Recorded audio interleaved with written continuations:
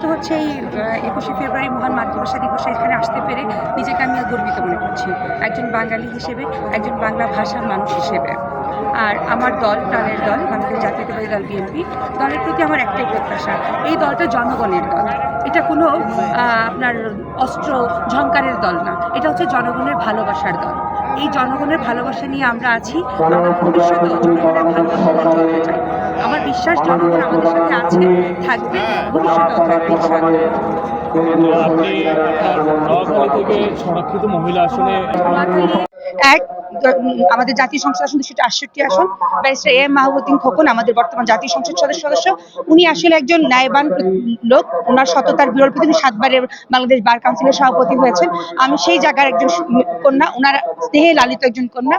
তো সেই হিসাবে আমি বলবো, আমার ইচ্ছে তো মনে প্রাণে চাচ্ছি জনগণের কাছে যদি আমাকে সুযোগ দেয় অবশ্যই আমি সেটাকে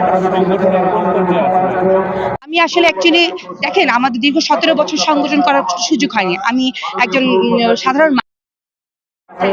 আমার যতটুকু সময় আমার এলাকায় আমি কাজ করেছি, আমি বিভিন্নভাবে অনুদান দিয়েছি, আমি বিভিন্নভাবে মহিলাদেরকে নিয়ে কাজ করেছি, সেই জায়গা থেকে আমি চেষ্টা করছি আসার জন্য। এই যে কথাটা, বাংলাদেশ জাতীয়তাবাদী দল বিএনপি একটা নিরঙ্কুশ ভোটের কেন্দ্রস্থল হচ্ছে বৃহত্তর নোয়াখালী। তো জনাব তারেক রহমান আমাদের দলের প্রধান, উনি কেন দেননি এটা উনি অবশ্যই ভালো জানেন, হয়তো ভবিষ্যতে উনি প্ল্যান করে রেখেছেন আমাদের নোয়াখালীর জন্য। তবে আমি মনে করি আমাদের নোয়াখালী থেকে যদি একজন মুখ্যমন্ত্রী আমরা পেতাম, যেমন আমাদের মাহবুবুদ্দিন খোকন থাকে, ওনাকে যদি আমরা পেতাম, অবশ্যই আমাদের জন্য, আমাদের বৃহত্তর এই যে ভোটের একটা জগৎ, এটা আরো বেশি ডেভেলপ হতো, এটাকে আমরা আরো বেশি এগিয়ে নিয়ে যেতে পারতাম, আমাদের দলটা আরো বেশি সেখানে। আমার প্রধানমন্ত্রীর কাছে একটাই প্রত্যাশা, দলের যারা এতদিন সুবিধা বঞ্চিত ছিল সবার কথা চিন্তা করবেন, যারা দলের জন্য কাজ করেছেন, উনি অনেক স্নেহশীল করবেন। আর আমার একটা জিনিস হচ্ছে কি, আমি ওনার চেয়ে একটা কথা বলছি, মরহুমা বেগম খালেদা জিয়া, আমি ওনার কষ্টটা যখনই আমি রিকাল করি, আমার আমি ইমোশনাল হয়ে যাই। আমি নিজেকে কন্ট্রোল করতে পারি না।